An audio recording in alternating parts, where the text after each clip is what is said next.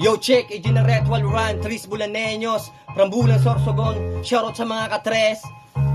Shoutout sa Saro, maraming salamat sa pa-challenge nyo. Where are you from? 16 bars. Yeah.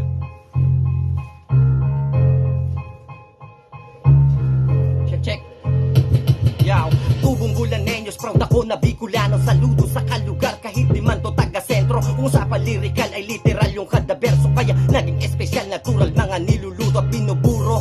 Kaya amoy masangsang, pero di kayang tapatan pag nilagyan ng anghang. Lehitimo na tinatawag pagdating sa pagalingan. Ang aking pinanggalingan ay alam mo na kagad kung tagasan. Kaya kung duda ka repa, di ko na binanggit ang pera. Di ko gawain ng makipag-unahan, maski na kailangan makita yung mga may tira sa liga. Ngad ko na mas makilala kanya-kanya na lugar.